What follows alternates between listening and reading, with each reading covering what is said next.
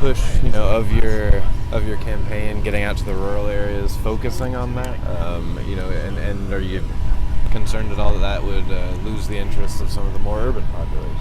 No, my 8 years as Colorado, when I came in, we were 40th in job creation, and I said we were going to turn around the economy.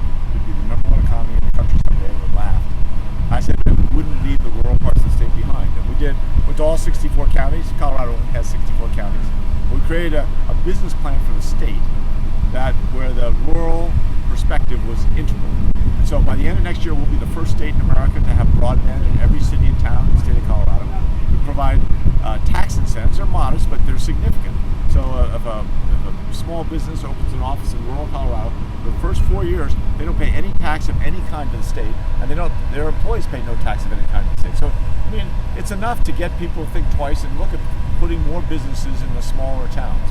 If you go to HickenLooper.com, you'll see a pretty big push that we've had from the very beginning of how to make this country resilient and to put more energy and life back into our rural economies. Because we've done it in Colorado. The last 3 years, according to U.S. News and World Report, we're the number one economy in America. Colorado's the number one economy for 3 straight years, but our rural economy is in the top 3 for the last 3 years. So I think we've demonstrated that it doesn't have to be one or the other. A little thin tax on a cell phone that somebody's in the suburbs, I think it's $1.06 a month. That's how we're paying for broadband. And I tell people that you're paying a little sliver of a tax to make sure that we have strong economies where your food comes from. No one's ever complained. With the 2 shootings over the weekend, and certainly that's something Colorado knows something about all too well.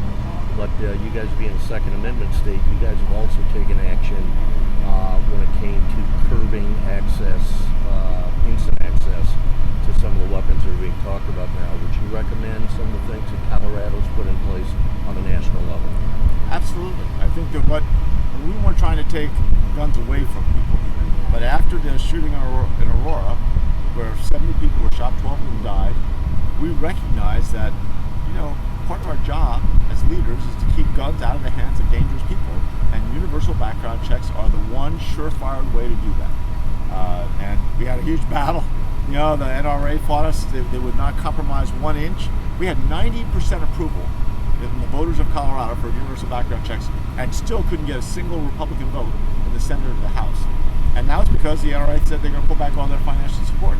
Well, we knew it was going to be a battle. We went ahead and did it anyway because I think it's that important. I think it's even more important now than it was, back in 2013.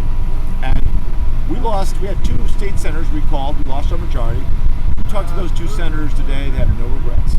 That, getting to universal background checks was a battle, but we're paving the way for other states, and we get a few more states to do it, and a couple more terrible shootings, and we'll get it done nationally. Maybe. Mike DeWine, the Republican governor of Ohio, is now coming out for universal background checks. If you'd asked him a month ago, I guarantee he would have said never. Well, people are changing it. We're in a different situation right now. Kids are scared to go to school. If you are a terrorist trying to harm our country, make kids scared to go to school. People are scared to go to a shopping mall or to a Walmart, right? You want to hurt our economy, make sure people won't spend any money, won't go out and shop. We are allowing ourselves to be terrorized by Americans, and the buck's got to stop.